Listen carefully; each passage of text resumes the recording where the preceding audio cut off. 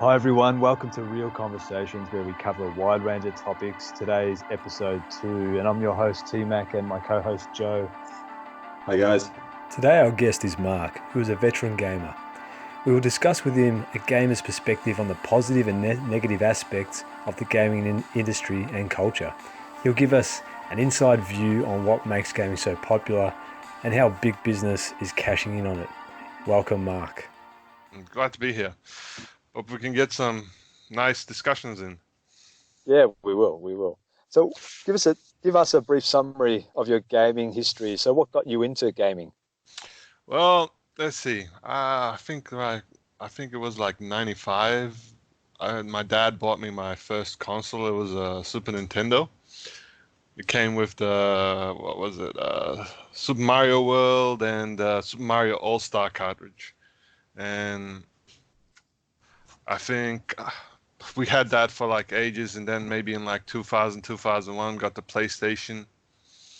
Then throughout my high school years, just played some games, usually, the pirated ones because money was a little short. But later on, when I finished high school, I bought myself a PlayStation 2, bought myself some games, started working. Then when I got like a full-time job, I bought PlayStation 3. And during that time when I was doing full-time work, I had access to money and all that. So that's when I really started getting into video games, buying all sorts of video games, playing them after work, just to relax. And yeah, ever since then, then the PlayStation 4. I saw after a while, I sort of started collecting all variety of all the consoles, Dreamcast. I got Xbox from the original to the newest one.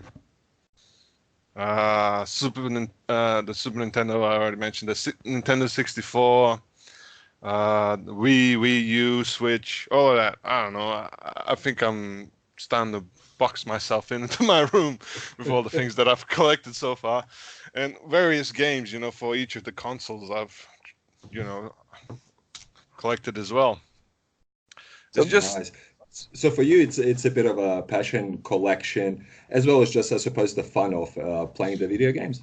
Of course, of course, the video games are always like the fun thing. I just reckon as I got a little bit more older, I started to appreciate what the effort that went into like making the video games, especially the older ones, the 8-bit and the 16-bit ones. Yeah. So yeah, I just grew out of that.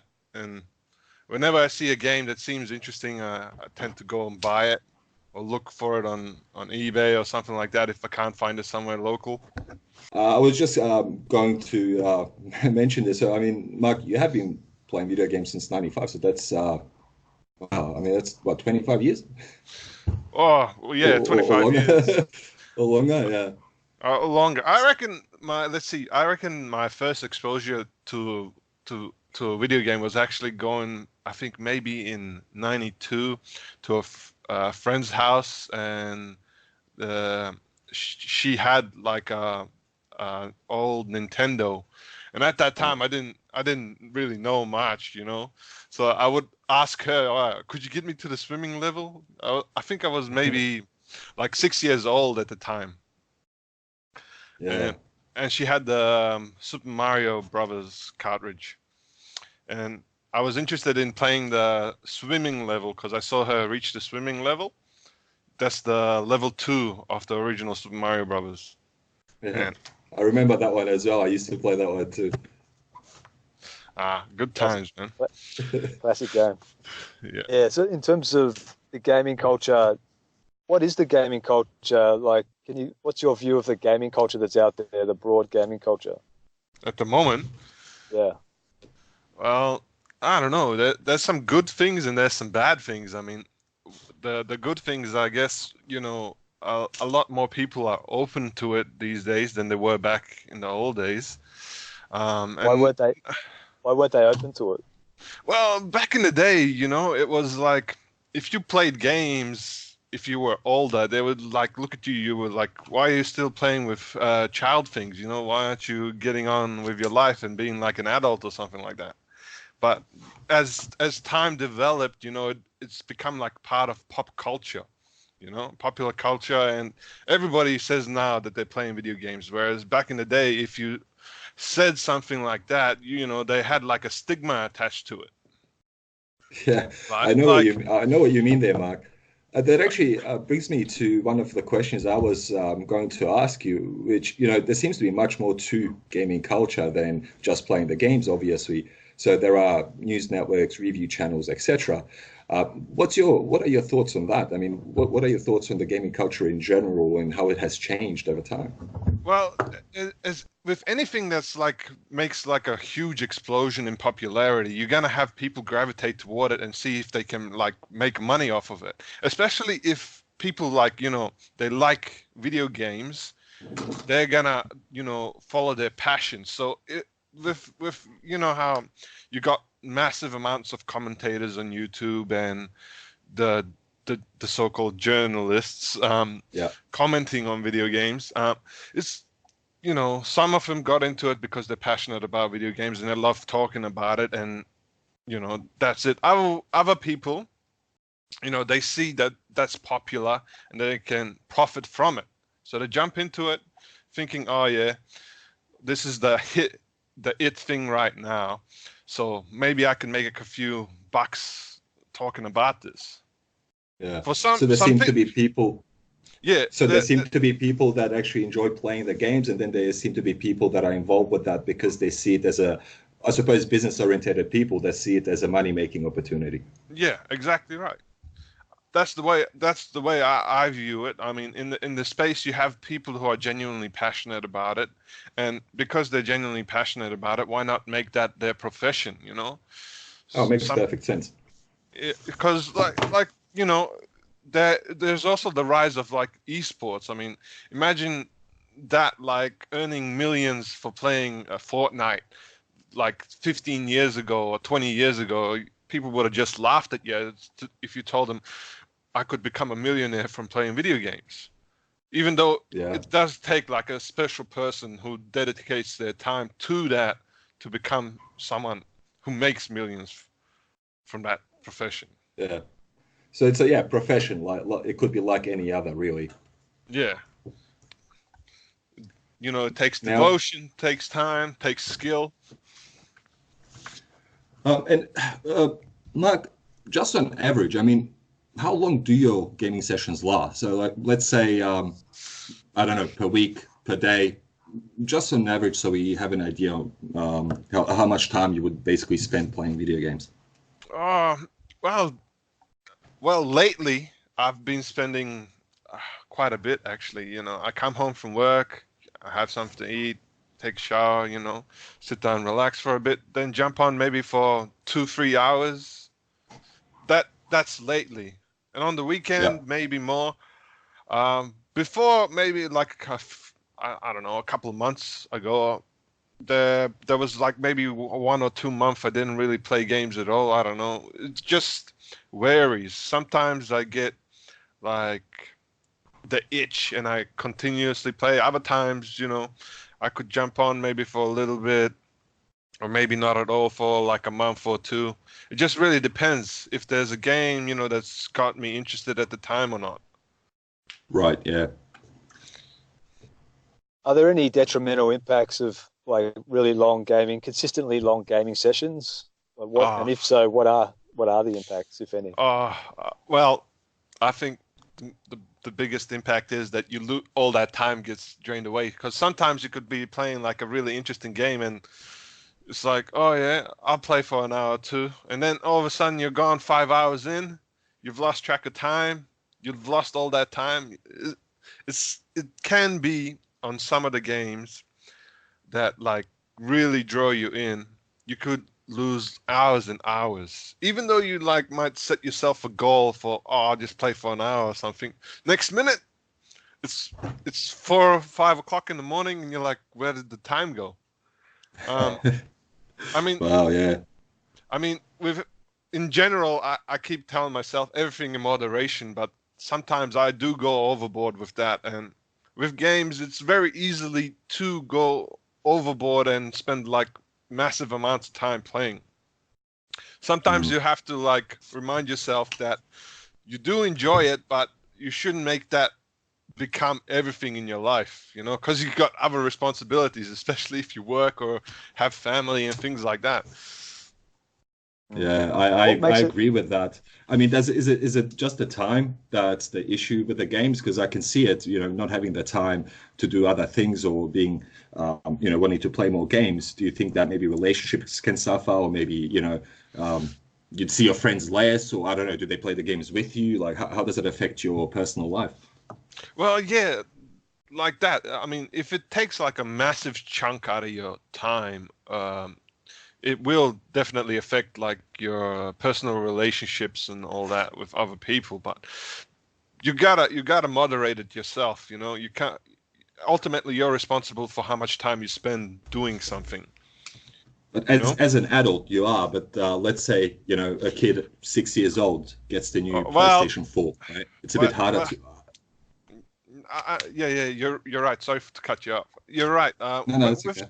With children, it really does depend on how the parents moderate how they spend their time on it. In Mm. with the vast majority of the modern consoles, you have inbuilt features that you can access and set times for like certain profiles. Like let's say you set up a profile for your child, you can set how much time that profile can actually spend on the console at any given Mm. time. And I reckon it's a really good idea to monitor how often your kids, you know, how much time they spend on the console, because with this day and age where everything is a screen and a device that everybody's connected to, especially with children, you really should be monitoring how much time they're on that, and especially if they got access to the internet. Back in my day, you know, consoles weren't connected to the internet, so there wasn't, you know, that access to it. Because with the internet comes certain like dangers of being, you know, being exposed to unsavory characters, let's say, Yeah. So especially for Mark, young, especially for uh, young children. I think they should be closely monitored when they're on a console. It is what? definitely the parents' responsibility to, you know, to monitor the kids. I think, yeah, maybe something to let the actual parents know of, you know, that feature that you mentioned, because I didn't know about that feature. So yeah, it's good to know Yeah, those things.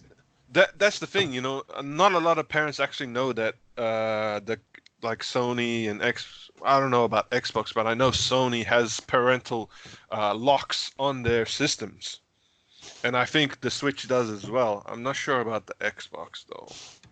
Yeah. What makes it so addictive? What is the actual? What is making these people want to play 5 hours, 4 hours sort of duration, lose the time? They think it feels like 1 hour, but it's actually 4 or 5. What makes it so addictive within the game? Do we know? Well, it comes down to like the euphoria and then the dopamine that gets released in your Yeah, brains. Well, you know, if you want to get like really technical, but um, I think it's because a lot of people, you know, it's the daily grind like takes it out of you. You know, going to work, having to deal with like all the pressures of society, and then you jump into this like video game, and there you have like total control. You know, yeah, uh, it might, you know, get frustrating if you're like on a hard level or something, but there's also like a satisfaction at clearing like a hard level. And yeah, So it's a sense of accomplishment. yeah, the sense of accomplishment, and you know, it's the escapism of video games, you know, like video games are like the relaxation or that thing where you just switch off your mind, you know. And when you switch off your mind, it's like you don't feel anything negative or anything. It's just, you know, positive. You're relaxing. There's no bad thoughts coming into your head, and you know that can become like a very addicting thing. You know, that yeah. having that relaxation part of your where your brain is just you know, not worried, not thinking of anything bad, and you're drawn back to that. You know, when you're stressed or something like that. I think I'll play a game. Maybe that'll relax me for a bit or something like that. So it's essentially like very interesting. escapism. It's like it's an escapism from the real world, and also combined with dopamine hits by getting to the next level, getting to the next goal, whatever within the game, the next achievement, and combining those factors, probably it feels great, feels positive. You're getting a positive feeling, and then before you know it, it's you started at 5 p.m. and then it's 5 a.m. type of thing. Yeah, I look at my one as bad, but there's you guys probably heard of the cases where people like 24 hours, 48 hours non-stop. It's like they just have that, they've got that. Oh, I gotta do it. It's like they stop caring about everything else. I mean, there's a real danger of getting into it way too much. But that's like with anything. With anything, if you go overboard, everything should be in moderation, in my opinion. Everything. Absolutely. Now, Mark. So, I mean, based on what we're talking about, we can determine that gaming is addictive. So there's no doubt about that, right? Oh, of course it's addictive. I mean, some people have like more addictive tendencies than others, and with the thing that they do now, especially how they monetize the video games, people with addictive personalities, they can just like latch onto that and wind up spending their real money on that, losing thousands. Wow. It can be addictive, and it can be like a good thing for like when you want to relax, but there certainly is that danger of going overboard with it. So it seems very easy to go overboard. And I'll ask you this: have you had a problem with addiction to games? Oh no. I don't think. I think that I've had an issue with it because sometimes if I play a game and I've played it for like too long, after a while I just get sick of it and then I just stop. It just really depends on maybe what's happening in my life. Like if I'm overly stressed or something like that, I probably do lean to video games to relieve that stress. Yeah. But if everything is fine, and I'm in a good mood and everything, it's like I will most likely seek out social interaction versus spending time alone and playing video games. So if I'm like in a good mood, I'll call up my mates, go hang out with them, and do things like that. Go out, eat something, maybe go. So you wouldn't call up your mates and say, "Hey, let's go play video games," because when I was younger, I know you'd meet up with your friends and say, "Hey, let's go play video games." But now it's like the other way around. Well, actually, that too. It depends on what type of video game, because it might be like a social video game, especially if it's like a multiplayer video game.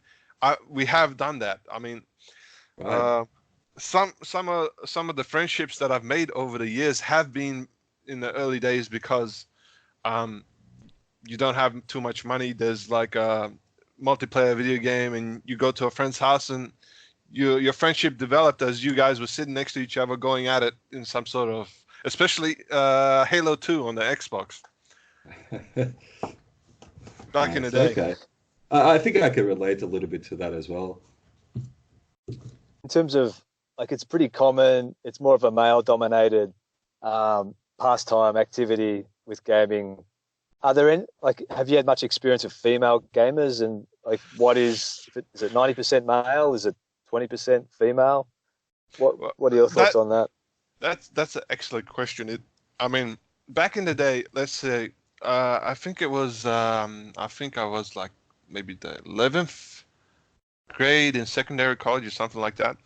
Me and my mates started getting into online gaming. So there was this game there, two games that we used to play. It was called Gunbound. It was sort of like a Worms clone, but you had like a little character and a little thing that you ride and you shoot at each other like in the Worms fashion. And then there was this other one called Conquer. It was more like a RPG type game. So It it's a had that, role-playing game. yeah, like MMO Mm. role-playing game. And the first person that I actually met and became friends online on that game was a girl. She was from the Philippines.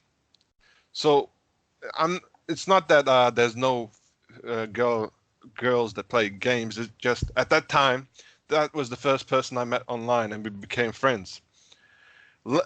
Years after that, I think I it was very rare for me to run into another girl playing a video game. Like, and in high school, none of the girls played video games. But when I left school, I think up until recently, I don't think I ran into someone online that was actually a girl that Mm. that played games. I mean, I think when it comes, if you would say how much, what's the number? I mean, maybe it's 90% male, 10% female, but a lot of Yeah. girls are getting into it lately because it has become so popular. But I wouldn't say what the media would say. It's like 50% of gamers are women. Uh, Yeah. I mean, No, they're definitely not. I mean, That's obvious to a lot of people.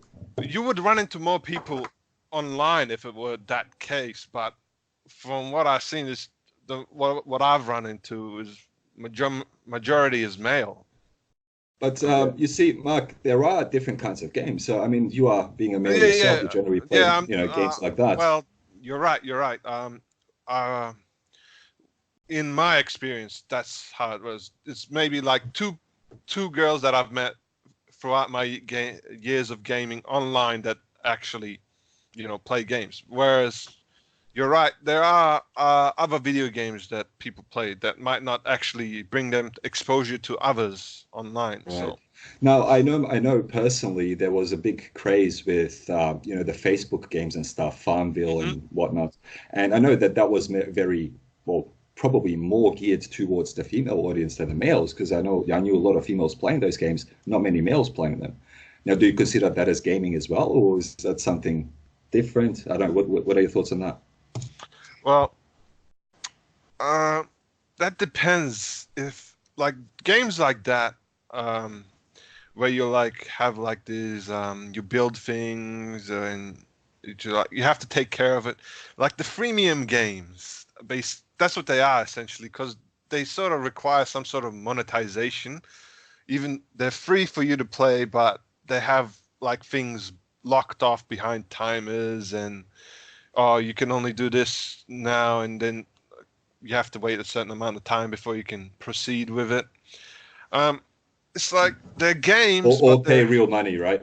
yeah. They are games, and it seems like a lot of women gravitate towards that versus like consoles. I'm not saying that girls don't own consoles. I mean, there's probably a whole heap of girls that love playing console games, but a lot of people are, and I think especially girls are on the mobile games and the freemium games. And when you say, are they games? Yes, they are games, but they're like different category, in my opinion, from you paying $60 or $80 for a video game and you owning it and playing it, even though that's these days is getting a little bit blurred as well. But versus, you grab a free game, you don't actually own it, and you might be like paying money Yeah. more for access to that. But still, it's a video game. I mean, if the person enjoys it and it brings them that joy, yeah, why Mm. not? Is the gaming industry trying to encourage more females, more women into the gaming culture? Are they trying to change that, or are they just happy as it is? Well, look, I reckon in business you want the most exposure you can have. So the male market is always going to be like tapped out because the males are always going to be into video games, the vast majority of them anyway. With the female market, they're trying to break into it. They're trying to get more girls interested into it because that's like an untapped market for them. new customers, more money. So of course they're gonna be pushing towards having more games that seem like they're more female friendly, so the girls can jump into it. But it really depends on how they go about it. If they go about it in a proper way where they, the games are including the girls as well as the guys, and not just, for them saying we want this game to draw in the girls, but then they wind up alienating the other customer base because the males don't find the game interesting. Is there an example of like a game that sort of was popular with the guys and they've tried to change it to get more female players into it? I would say that whole thing that they did with Battlefield 5 last year, how they made the figurehead a female in World War II. I think that was like a big ploy for them to say, look at us, we're progressive, we got girls into the game, you should jump into the game, we got female characters doing all this badass stuff. And that really rubbed a lot of people the wrong way, because what they did was they changed certain historical aspects to suit what they wanted to portray. And with something such as World War II, when you go changing historical facts to suit your business narrative that you want to seem like you're more progressive and accepting of female gamers, it rubs the people that are like the Puritans and the people that have played the games before and want to see some sort of historical representation in the game the wrong way, Yeah. Right. So they're not happy with the women. Well, it's not that they're not happy with the women being in the game, but just keep it historically accurate. Right. I'm not saying that women didn't play a part in World War II. They sure did, but not in the way that it was portrayed in Battlefield 5. Right. Right. The game is one accuracy of historical accuracy, not made up stories about World War II. Yeah. Well, there was like one particular scenario in that game where where was it set? I think it might have been Norwegian or something like that. Omaha Beach. No, it was. They went to sabotage. I think this power plant. It was, and these commandos that went in to do that, they were completely written out of it. I mean, I forget what it exactly was, but it was a group of commandos that they sent in to sabotage this power plant, Right. and what in the game it was just changed to 2 women. Okay.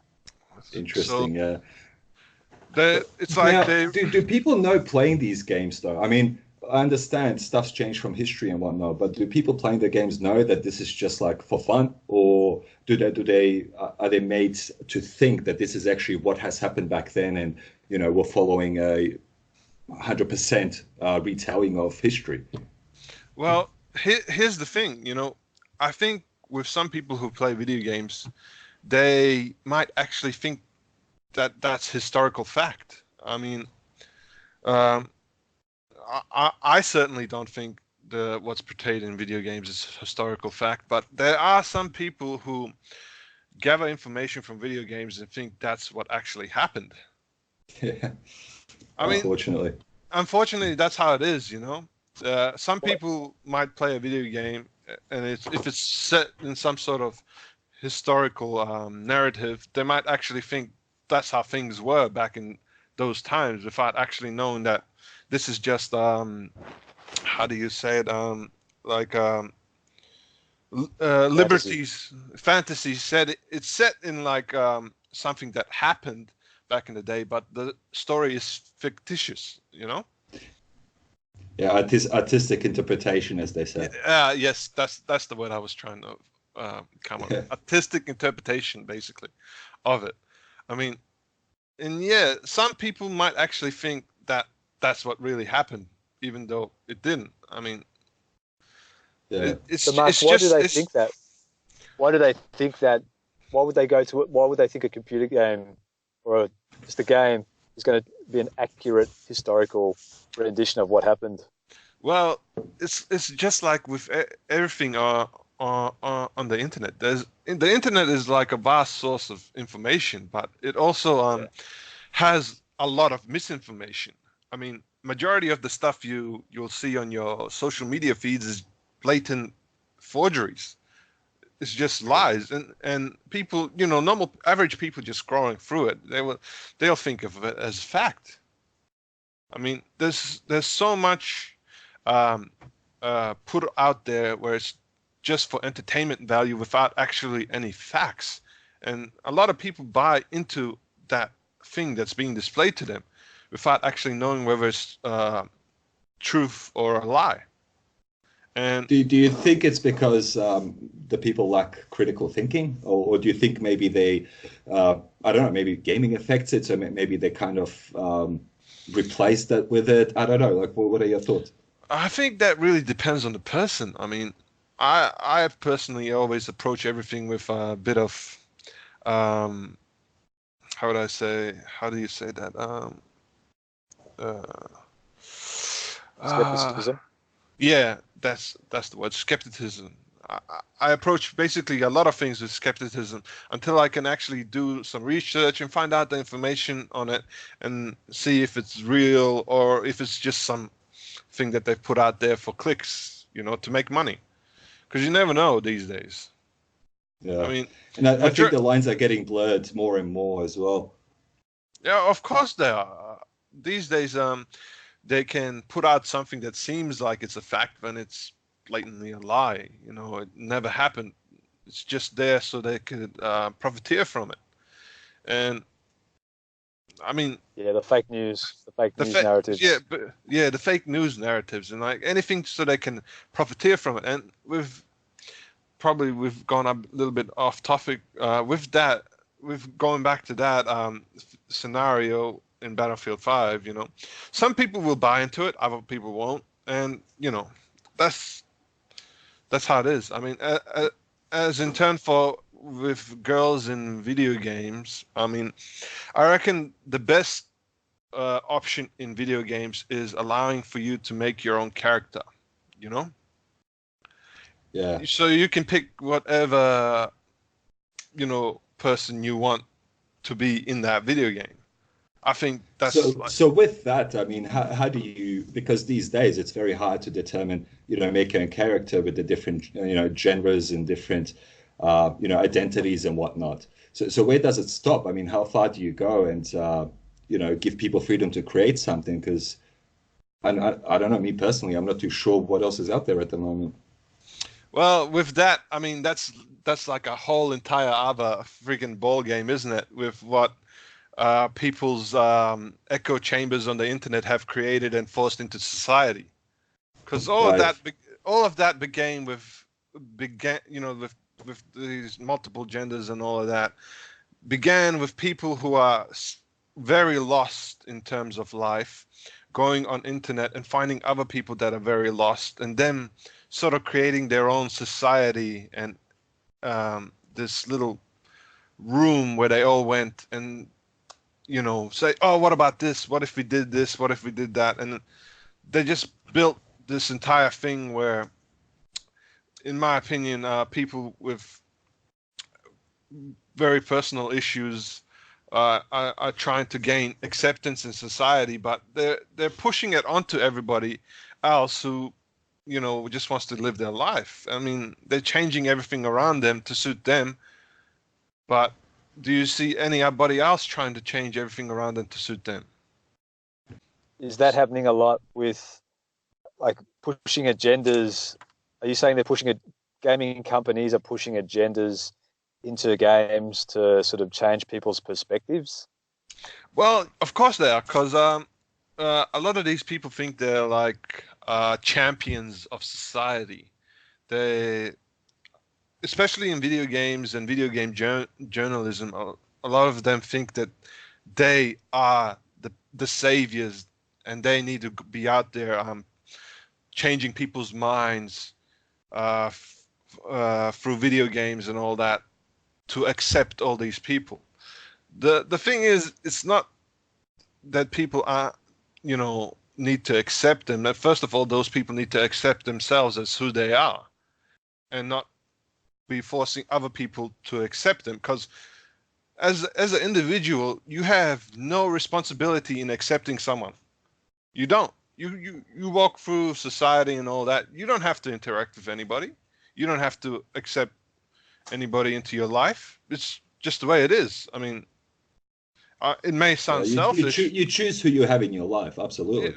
Yeah. I mean, you get to pick who you want to interact with and all of that, but you're under no obligation as a normal person, as a person in society, to do anything different in your life to suit someone else. But shouldn't we become more of an inclusive society? And maybe we should include, you're under no obligation, you're right, but should we include people that are different lifestyles, all types of differences, so that it makes for a better gaming culture, gaming world? I reckon gaming in itself is pretty open in that regard. I mean, if you, let's say you take it on an individual basis, like if you meet someone playing a video game and you have fun playing that video game with them and you become friends, I don't think it really matters what that person wants, what their sexual orientation is, or whatever gender they want to associate. Yeah, gender, skin color, etc. Yeah. I don't think that matters. It just matters that you have fun playing the video game with them. And the vast majority of people who play video games will view it that way as well. Because in the end, it really doesn't matter to them. It's just as long as they're playing the video games and having fun. But the reason why it becomes a big issue is because when people solely focus on that aspect, instead of focusing on the aspect of you guys, being together and having fun and, enjoying your pastime, they make the sole focus that person being different than what the vast majority of people are that are playing games, are. Like the white male, straight, But that can't be healthy for the community or the video game. I mean, obviously, it doesn't matter what you are. The reason you are there is because of that video game. Hence, you're playing it. So why does it matter? Yeah, but that's the thing. It doesn't matter. But the thing is, with media and certain video game developers, they're trying to basically appeal to everyone and say, look what we're doing. Give us all the pats on the back. Yeah. So it's like, look what we're doing. I mean, any true gamer won't care about that stuff as long as you're in the game. If it's like an online game, if you're in the game and you're competing with them, you're helping them, they're helping you, they won't care about that. But if you single it out and focus on that, it's gonna rub the people the wrong way.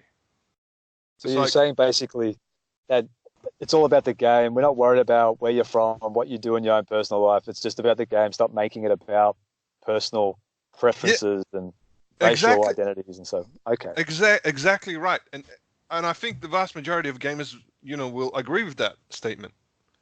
Yeah. I mean, but that's the thing, though. So where do we draw the line, right? Where do we stop doing it for the sake of the money, and where do we stop, or I should say, where do we start making games just for the sake of the video game?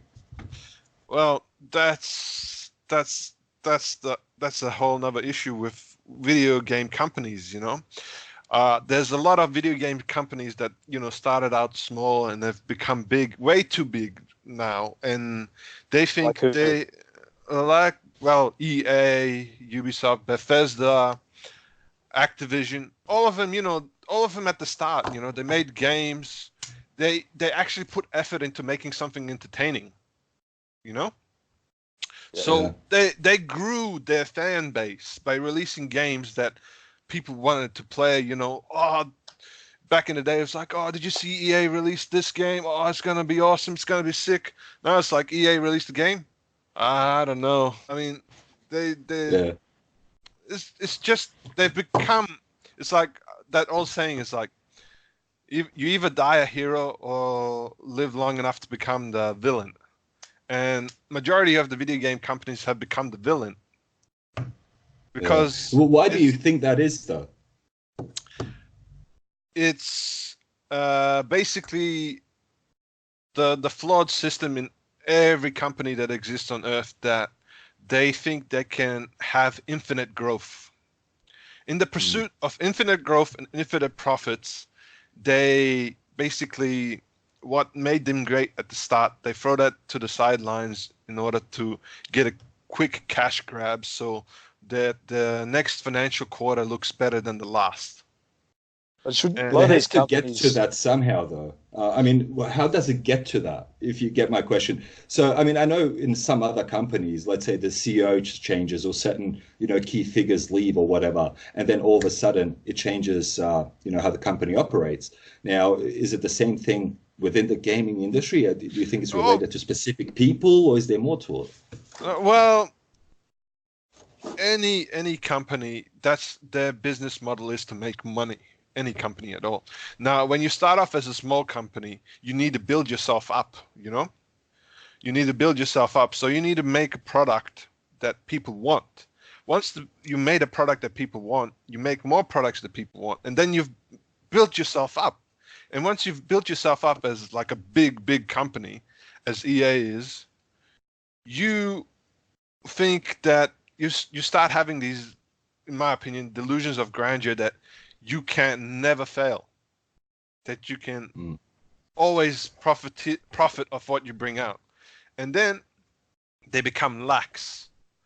The quality they give up on quality and begin focusing on quantity.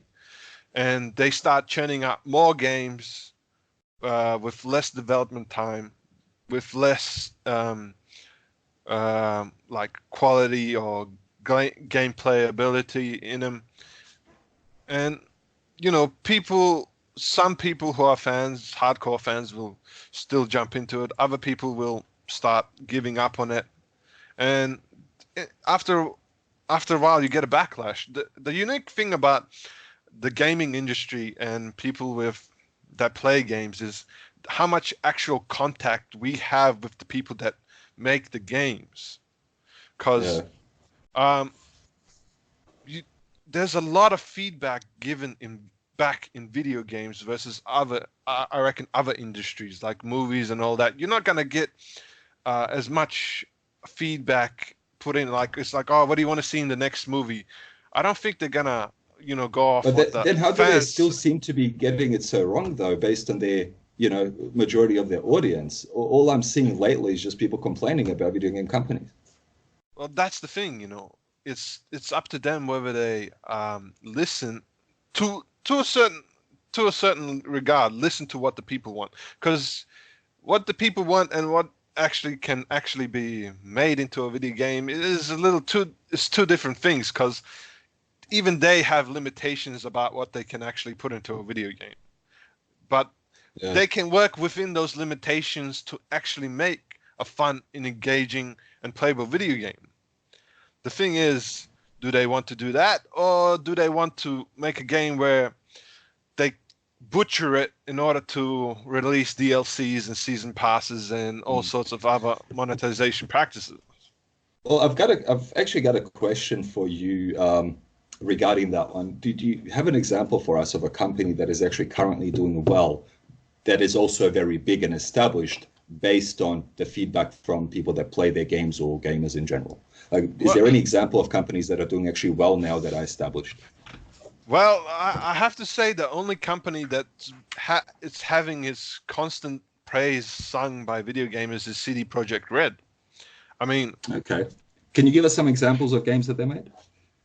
The Witcher series. I mean, and Okay. the upcoming Cyberpunk 2077. I mean, that's going to be huge. I mean, I can't wait for that game because I really, really enjoyed the Witcher series, especially Witcher 3.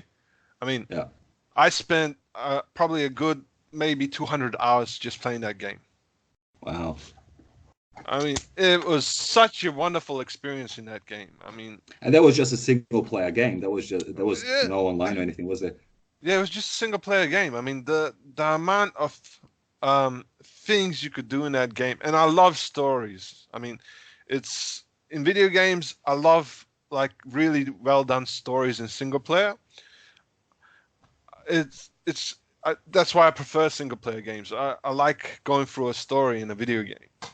I mean, I love movies as well, and I love old folklore and fairy tales and all of that. And that game basically just combined everything. You know, I was Yeah, it's got everything in it. I was in control of a badass guy who was out there slaying monsters, and then you had that fairy tale aspect where it had all sorts of like witches and you know that folklore of old in that game, and you get to experience it firsthand as you go through the game and the stories as the hero. And to me, that was awesome. It was awesome. It was just such a well-made game. And I mean, yes, the fighting mechanics were a little bit iffy, but in my opinion, the story and the narrative in the game just overshadowed any problems that the game actually had. Mhm. So I really love that game, and can't wait for Cyberpunk 2077. And CD Projekt Red, because of it's built up a rep by listening to their audience, you know, to their fan base, and yeah, and they take their time actually making their games. I mean, Cyberpunk 2077, that's been in like development for ages. Yeah. For ages. So that's very interesting. How some companies, such as you mentioned, CD Projekt Red, they're actually taking their time, even though they're well established and making heaps of money. They're still taking their time and trying to create something good. Whereas, as you said yourself, you mentioned EA, I suppose, and a few others, and they seem to be very heavily involved into those digital transactions and DLCs and stuff like that you have to pay for on top of the actual game. Do we know if like groups like EA are profitable? Like, is it actually taking that approach? Is it profitable? Well, they're gonna make money no matter what because they've already have so many systems in place. I mean, you only have to look at like FIFA or any of those games where they have recurring microtransactions or monetization. They're gonna make money no matter what because all they have to do is find the whales that play that video game, and they're gonna spend their money no matter what, and they're gonna make a profit from that. The thing is, they're making that profit, and their numbers are looking good. So with that, they think, oh, this is working great. Let's do that with the next game as well. So they start thinking that they can indefinitely keep doing that without pissing off anybody who plays the game. But people that played like FIFA, I think they should really be noticing that the game doesn't change every year. The game's the same. Yeah. Well, I mean, arguable under about pressure. a lot of other games too. Yeah, no. FIFA, Call of Duty, Battlefield, those games don't actually ever change. It's just a reskin, maybe slight tweaks for the better or the worse, depending on how it turns out. But essentially, it's the same game. Essentially, that's good business strategy, though. Like, you've already got something you can replicate, making a ton of money. They've probably got obligations to shareholders to deliver X percentages every year. That's probably why they do it, I would think. But whether that's probably good for the short term, but long term, I think that might be a bit of a bit problematic with these other smaller groups coming up. What do you think? Well, that's the thing. I mean, nothing lasts indefinitely, and if they think that this is going to last them forever and they're going to be able to fleece people out of their money indefinitely, that is certainly not the case. Sooner or later, people are just going to wind up getting tired of it, you know? And as we saw, what was it, last year or the year before, with that whole business that started like a massive revolt against EA with the Star Wars Battlefront 2 that they did. Mm. So what happened there? Can you just fill us in a little bit, just a quick what's happened there? Well, when they released that game, it was devoid of anything to do in the game, and they had massive microtransaction and loot boxes going on. So it was so bad. It was so bad that the people revolted so furiously to it that it spawned that the government started to get involved with it, and now the governments are demanding, like, having closer looks into these loot boxes and all that, because of they're worried how it affects people, and especially younger people, and more cases are popping up where people have spent thousands in video games without even knowing. Like recently in England, Right. with the FIFA video game, these young kids emptied their parents' bank account buying those player card packs. Wow. And EA didn't do anything about it. Apparently the kids saw their parent putting their credit card details into it. They copied them. The kid's like 9 years old, you know, and emptied the bank account buying their stuff. I mean, Nintendo was good enough to actually refund them all the money, but EA said nothing. EA for EA, it's like a Kinder Egg. It's surprise mechanics. Yeah. So I guess it's all about money, right? Look, life is all about money. It's just that if for the consumer, if the money is worth spending, you know. And I mean, do you really want to continuously spend money after you've bought something? It's really getting bad these days, where you buy a video game and then you have to fork out maybe another $80 on top of that $80 that you spent for that video game. Let's say a premium video game, to get additional content for that video game, whereas that video game should have been shipped with that content. And let's say, you know, the excuse they've been using, development and all that is too expensive. All right, then put up the price of the game that you release at the start. Let's say $100 for the video game. If it has enough content to satisfy the person that has bought the game, then that's fine. I don't think they'll mind spending that extra money. But the problem is, they know that they're not gonna get as many people on the hook with a $100 video game, whereas maybe a $60 or $70 video game that'll get them to jump into the video game, and then we got this additional content, but you're gonna have to pay another $70 to get that additional content. Yeah, for the same video game that you already own. Yeah. Yeah. But Mark, when you talked about the government getting involved in this, like, which government? What are they actually doing? Well, let's see. I think it was Belgium. England. Well, in England they're doing a lot of parliament meetings about it. I'm not sure if they've passed anything yet, but I know Belgium has. They've passed a law in Belgium that does not allow loot boxes in video games. America at the moment, they're also working on a loot box bill, and they're trying to pass that. Australia, however, you know, Australia is always backwards in everything and behind the times.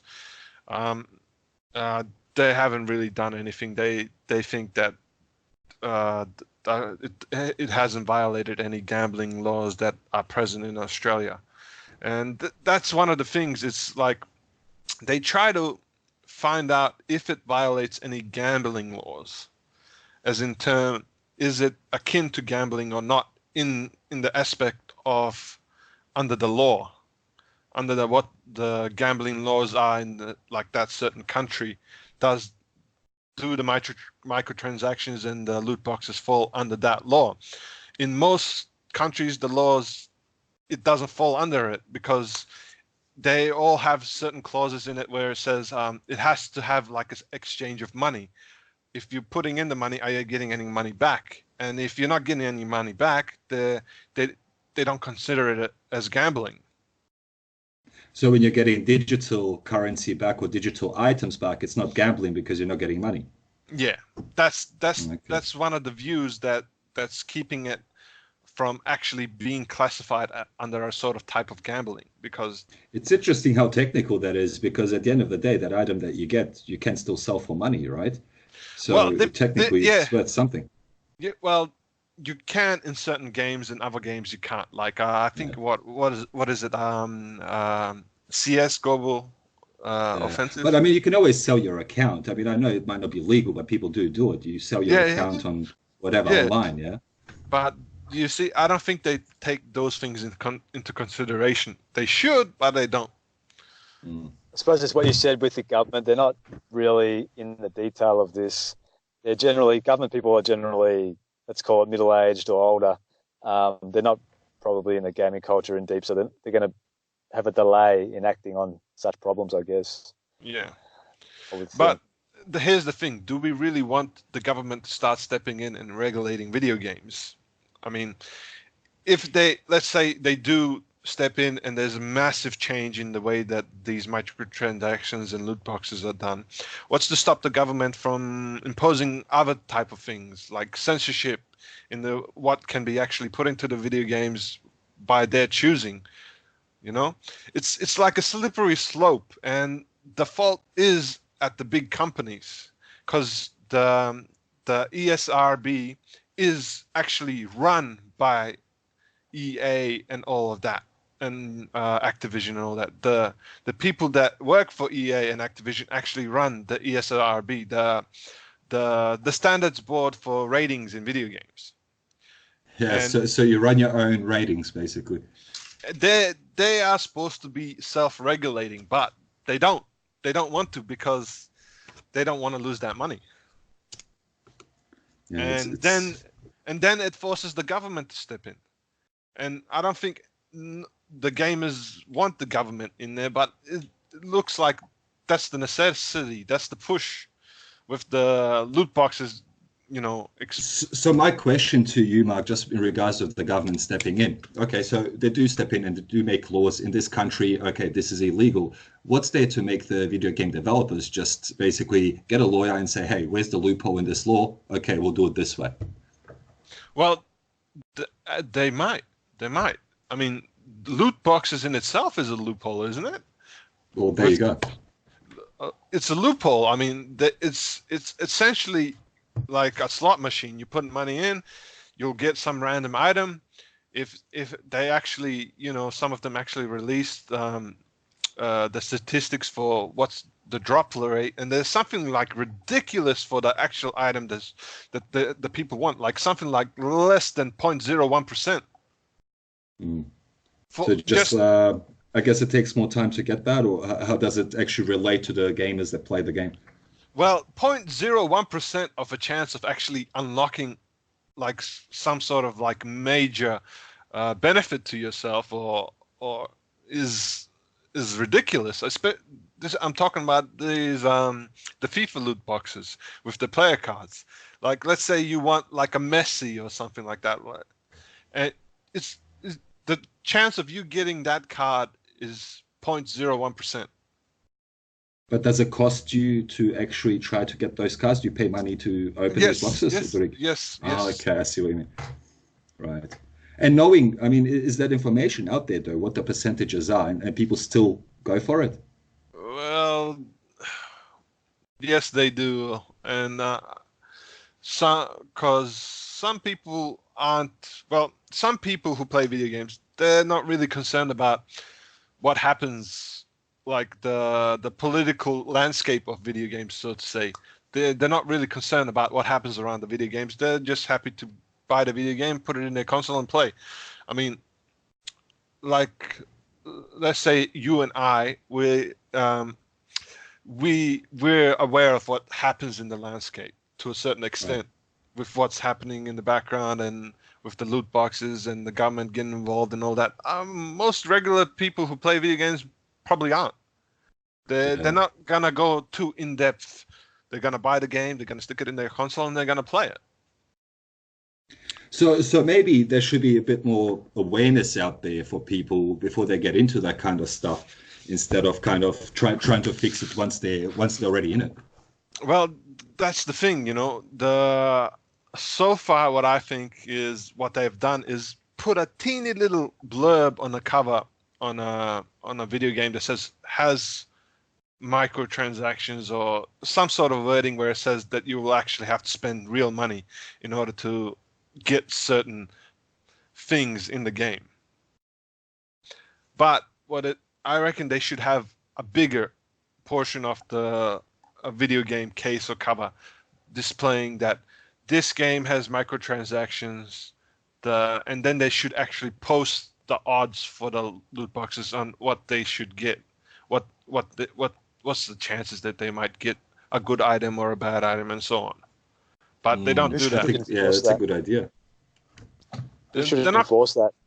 They're not going to do that. They're not going to enforce it because it's damaging to their business. If the actual figures came out to the wide populace about what the chances of them are of getting a decent item, it's going to damage them badly, because they're going to see a huge backlash and say, what kind of ridiculousness is this? You can't.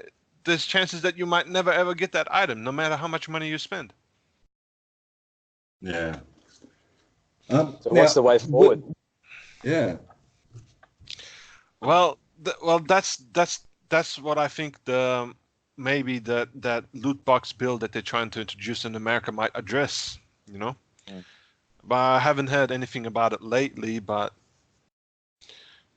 they might be pushing for like better labeling in terms of, you know, what the companies do. But I reckon, even though if something like that does happen and the companies are forced into putting the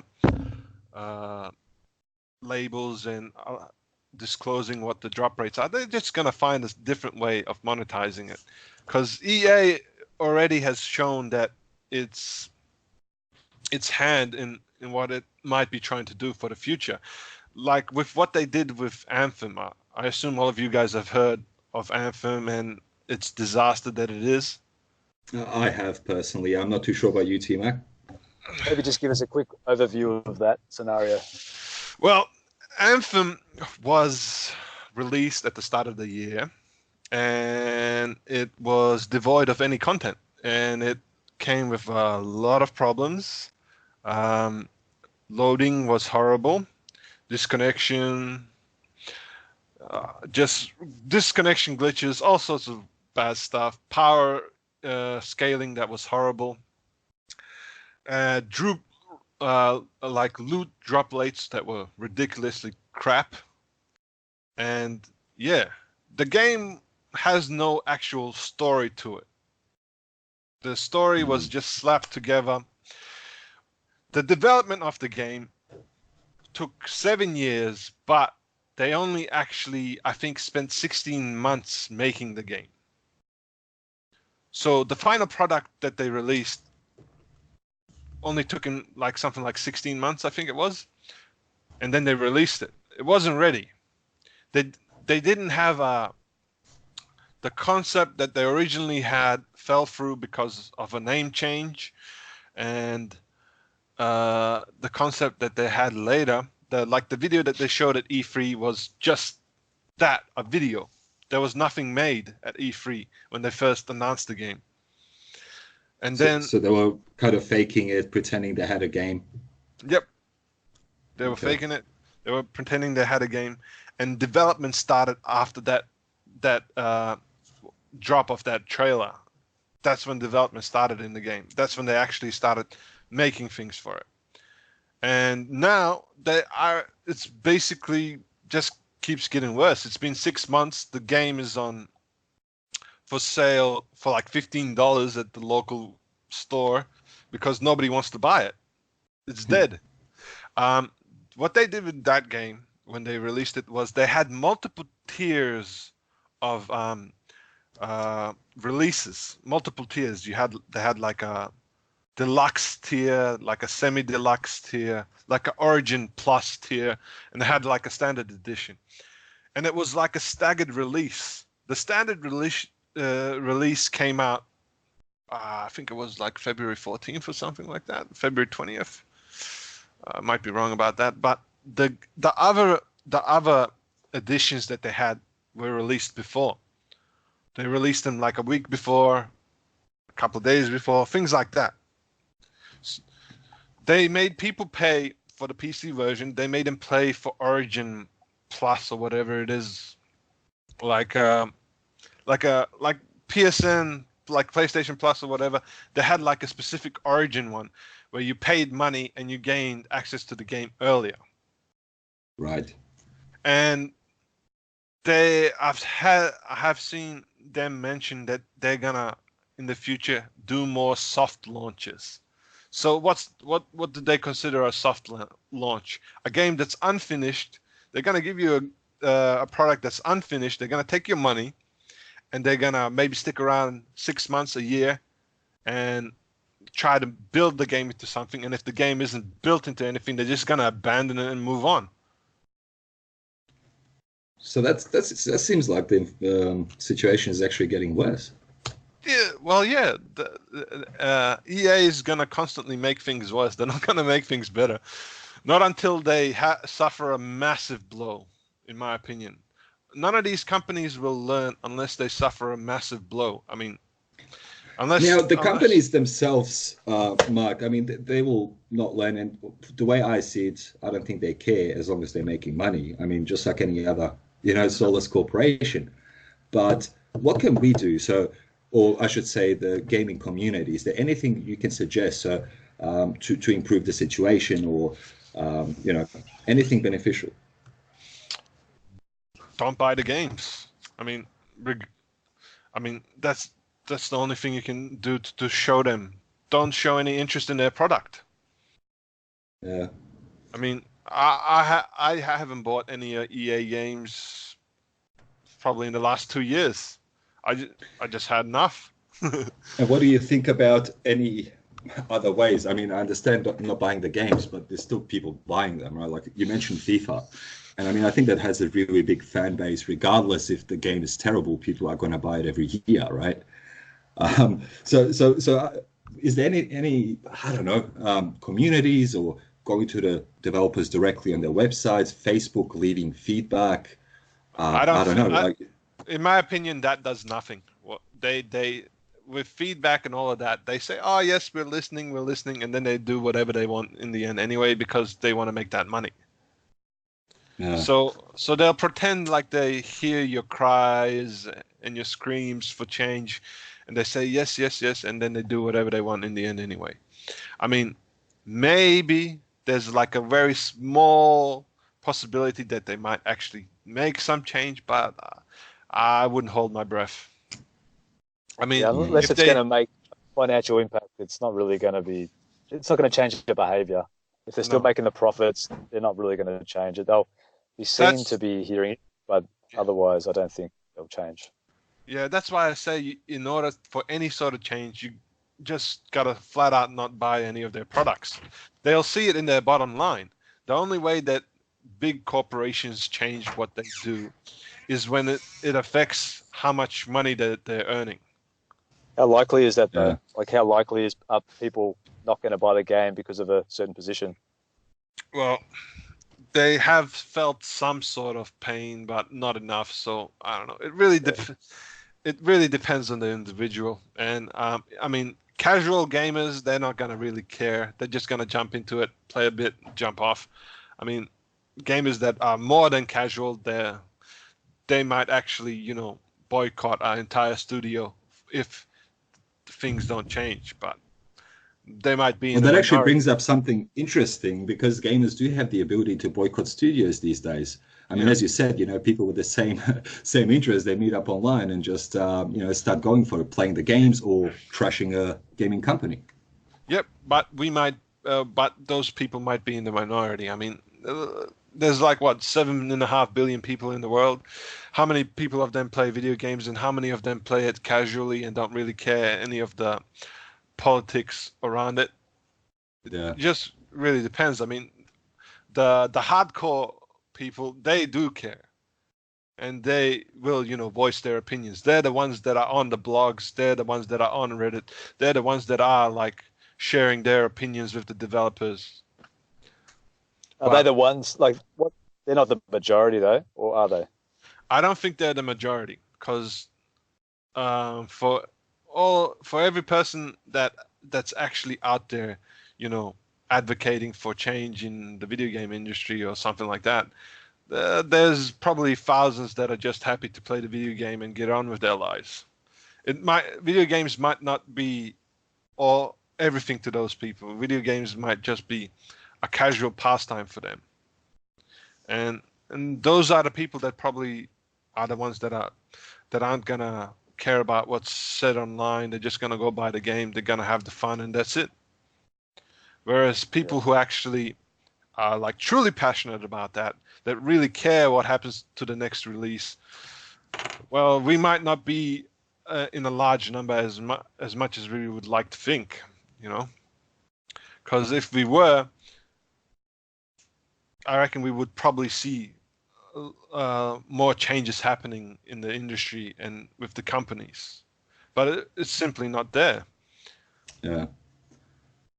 Interesting. Yeah, Mark, I was just in regards to VR, like, do you think VR will change the gaming culture substantially at all? Do you think that'll make a big impact, or is it just all hot air?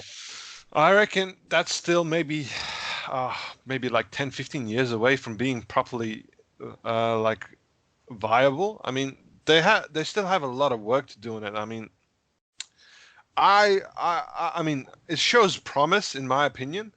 It shows promise. It's gonna take quite a lot of time before they come out with things that I reckon are more like functional than what we have at the moment. Like, what about augmented reality? I mean, that could be helpful for non-gaming related stuff.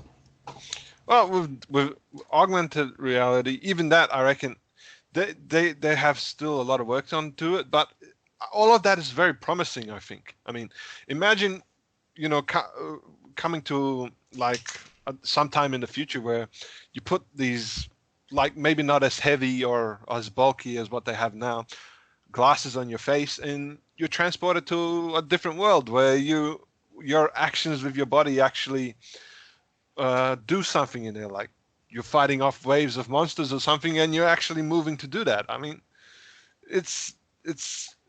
I reckon it has quite a lot of potential, in my opinion. And do we know what kind of maybe side effects or how can I say it? Do we know what it causes to be in a world like that? Right? Like, have you seen The Matrix yet?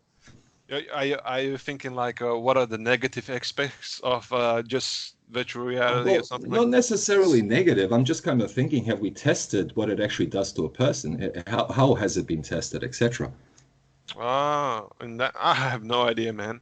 Because I personally have had a very limited experience with that, with going to a store and trying out a test model, because they're a little bit too pricey for me at the moment to invest into something like that.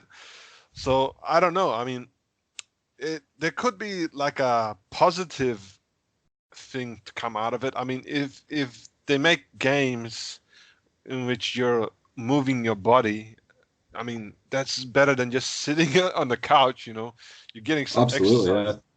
But also the addictiveness thing. So would it be more addictive than standard video games, right? Yeah. Well, that might be the case.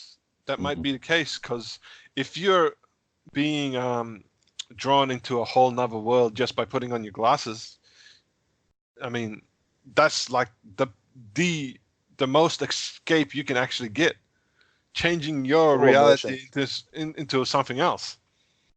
I mean, Yeah, full immersion into it, where yeah, you're not distracted by, I don't know, someone walking past. You're looking at what you see is what's in that virtual world. So, yeah, yeah, I agree.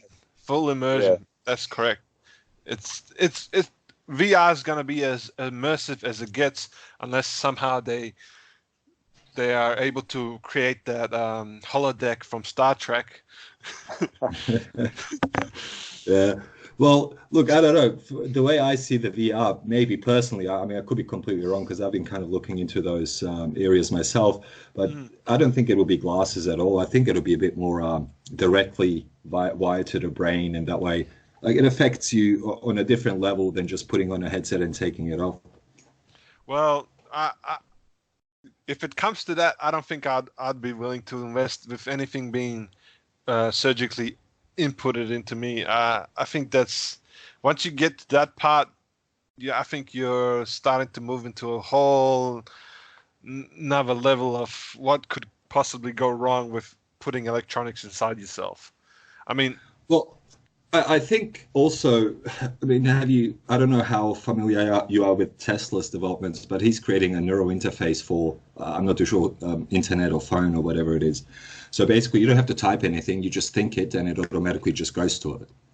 So, uh, I mean, that's definitely something they're doing at the moment. So, well, with things like that, I mean, the technology behind that is like super interesting. I mean, how do you go about coding or creating a program which understands thought and that thought is translated into something onto a screen, like letters or whatever? It's very interesting in that regard. But having something surgically implanted in yourself, I mean, if there was a way to do that where it actually monitors your brain waves and then transfers them into some sort of like text or anything, I mean, that would be super interesting to do. But I'm not really for that invasive thing where it actually having something implanted into yourself. I mean, there's tons of things that can go wrong, like health-wise, with having a foreign body implanted in yourself. And then, it, like you mentioned with the Matrix, I mean, who's to stop from people from, if everything's connected to the internet, who's to stop from someone actually hijacking your brain with well, absolutely, yeah. with that connectivity? I mean, there are like there is media out there that like probably has covered like that those sort of scenarios, like movies and Yeah. cartoons and anime and all sorts of like But that. what's your opinion about that, though? As a gamer, right? Do you think it's still beneficial to go that way, and just for the sake of gaming and the experiences we can have, or do you think that it will most likely be used for a bad purpose? Well, what's your opinion? Where do you stand there?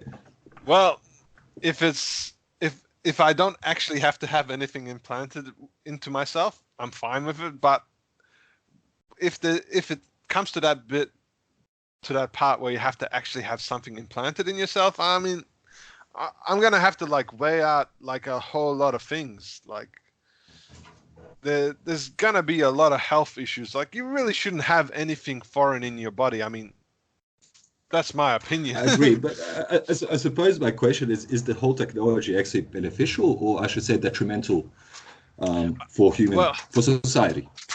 well, depends. I mean, I suppose those things could actually wind up helping people with actual like problems physically. Like maybe some person isn't able to move their hands and legs because of an accident or a birth defect, and having that implanted to their brain might give them an actual way of communicating with someone much more easily. Like let's say they develop something where the person's thought is transformed into some sort of like digitized speak. Not like what's his name? Stephen Not Hawking. like what he had, because he had like a thing that tracked his eyes, and he would look at he would use it. It would track his eyes, and Yeah, then it's it external. would pick up. Yeah, something where like maybe there would be just like a little speaker, and then whatever that person's thoughts were would be transferred into something, and the speaker would speak his thoughts basically. There's a guy, a director in Google, Ray Kurzweil. He's across a lot of the nanotechnology, futuristic developments, and essentially what you're saying, Mark, is like implanting nanobots into your brain, into your body to help, but then also it could end up with nefarious ways. But yeah, that's definitely, that research is going pretty full ahead, full steam ahead. Well, nanites are very interesting. I mean, if you can get like a proper program going with nanites, you could possibly prolong your life indefinitely, because you could program them to regenerate your cells, essentially. So these nanobots, you're right. These nanobots want to go into the cells. Like Ray Kurzweil's idea is to, like, he lost his father quite early. I'm sidetracking a little bit, but he lost his father quite early in his life, and he wants to, and unnecessarily from a heart attack or whatever. This guy's done a lot of work inventing stuff, but now he wants to live essentially indefinitely with the help of this technology like nanobots and so forth. But yeah, it's quite interesting. You're right. And I guess now that we're creating virtual environments for ourselves, we'll have our virtual dog that'll just do whatever we say and never go to the toilet on the carpet or anything like that. But, maybe you want to program it for it to do that. Funny you should say that. Yeah.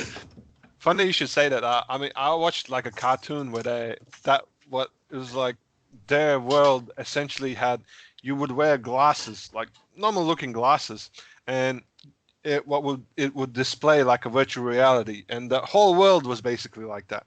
And people had virtual pets, so it would be like a little dog or something, or lizard or something, and that's what they had. They would see it through those glasses. Yeah. I mean, we might reach some stage like that. Who knows? But thanks, Mark, for your time. Yeah, great. It's been great. Learned a lot about gaming culture and the variety of issues that are within gaming culture. So I appreciate your time. Yes. Thanks, Mark. Thanks for joining us. And I'm sure we'll get you back on sometime again. Thanks for having me, Joe. Thanks, guys. T-Mac.